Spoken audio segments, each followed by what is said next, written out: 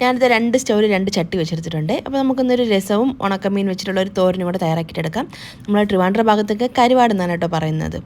അപ്പോൾ ഞാൻ അത് 2 പാനിലും അതുപോലെ തന്നെ ഓരോ ടേബിൾ സ്പൂൺ വീതം വെളിച്ചെണ്ണ ഒഴിച്ചു കൊടുക്കുന്നുണ്ട്. ഇതിലേക്ക് ഒരു 1/2 ടീസ്പൂൺ വീതം കടുക് ചേർത്തെടുക്കാം.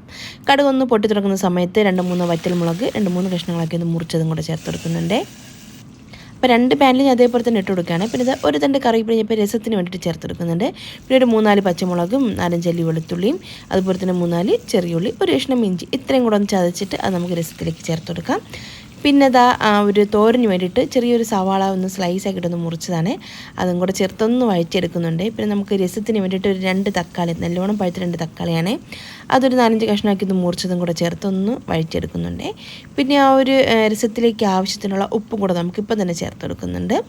പിന്നെ ആ ഒരു തോരന് വേണ്ടിയിട്ട് ഒരു തണ്ട് കറിവേപ്പില ചേർത്തെടുത്തു. പിന്നെ ഇതാ ക്ലീൻ ചെയ്തെടുത്തുള്ള മുള്ളൊക്കെ മാറ്റി തന്നെ കേട്ടോ, നന്നായിട്ട് ക്ലീൻ ചെയ്തെടുത്തിട്ടുള്ളതാണ്. ഒരു 2 കപ്പോളം ക്ലീൻ ചെയ്തതിന് ശേഷമാണ് 2 കപ്പ് ഒരു ഉണക്കമീനും കൂടെ ചേർത്തെടുക്കാം.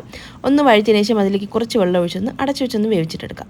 പിന്നെ ഇതാ രസത്തിലേക്ക് ആവശ്യമുള്ള പുളിയാണ്, ഒരു വലിയൊരു നാരങ്ങ വലിപ്പത്തിന് പുളിയൊന്ന് വെള്ളം ഒഴിച്ചൊന്ന് കുതിർത്തെടുത്താണ് കേട്ടോ. അത് നന്നായിട്ടൊന്ന് ആവശ്യം പോലെ വെള്ളം ഒഴിച്ചൊന്ന് പിഴിഞ്ഞ് നമുക്ക് അതും കൂടെ നമുക്ക് രസത്തിലേക്ക് ചേർത്തെടുക്കാം. നമ്മൾ നോക്കണം കേട്ടോ, ഈ ഒരു ടൈമിൽ ഉപ്പും പുളിയൊക്കെ കറക്റ്റാണോ എന്ന്, കുറവോ കൂടുതലൊക്കെ ആണെങ്കിൽ അതിനനുസരിച്ച് ചേർക്കുകയോ കുറയ്ക്കുകയൊക്കെ ചെയ്യാം. പിന്നെ ഇതാ 1 ടീസ്പൂണോളം കുരുമുളകും 1 ടീസ്പൂൺ ജീരകം കൂടെ ഒന്ന് പൊടിച്ചെടുത്തതിന് കേട്ടോ. ആ ഒരു മസാല കൂട്ടും കൂടെ ചേർത്ത് ഫ്ലെയിം ഓഫ് ചെയ്ത് മാറ്റി വയ്ക്കാം. ഇനി നമുക്ക് ആ ഒരു തോരന് വേണ്ടിയിട്ട് ഒരു 1.5 കപ്പോളം തേങ്ങ ചിരകിയതും 4-5 അല്ലി വെളുത്തുള്ളിയും 5-6 ചെറിയ ഉള്ളി 1-2 പച്ചമുളക് വേണം. പിന്നെ ഒരു 1/2 ടീസ്പൂൺ ജീരകം, 1/2 ടീസ്പൂൺ മഞ്ഞൾപ്പൊടി, 1/2 ടീസ്പൂൺ കാശ്മീരി ചില്ലി പൗഡർ ഇത്രയും കൂടെ ചേർത്തിട്ട് ഒന്ന് ചതച്ചെടുത്തിട്ട് നമ്മൾ സാധാരണ ഒരു തോരനൊക്കെ ചെയ്യില്ല അതുപോലെ തന്നെ ഒന്ന് ക്രഷ് ചെയ്തെടുത്താണേ. അതും കൂടെ നമുക്ക് ഒരു വെന്ത് വന്നിട്ടുള്ള ഒരു ഉണക്കമീനിലോട്ട് ചേർത്ത് കൊടുക്കാം. അടച്ചു വെച്ച് ലോ ഫ്ലെയിമിലൊന്ന് കുക്ക് ചെയ്തെടുക്കണം. ആ ഒരു നമ്മൾ ചേർത്ത അരപ്പിൻ്റെ ഒരു പച്ച മണമില്ലേ, അതൊക്കെ ഒന്ന് മാറി വരുന്നവരൊന്ന് വേവിച്ചെടുക്കാം. അപ്പോൾ ഒരു തോരനും രസമൊക്കെ കൂടെ റെഡി ആയിട്ടുണ്ട്. പിന്നെ ഞാൻ എൻ്റെ കൂടെ തന്നെ ഒരു മുട്ട പൊരിച്ചതും കൂടെ തയ്യാറാക്കിയിട്ടുണ്ടായിരുന്നു.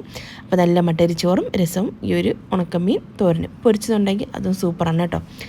അപ്പോൾ ഈ ഒരു റെസിപ്പി നിങ്ങൾക്ക് ഇഷ്ടമായിട്ടുണ്ടെങ്കിൽ മറക്കാൻ ചാനൽ സബ്സ്ക്രൈബും ഫോളോ ചെയ്ത് സപ്പോർട്ട് ചെയ്യും.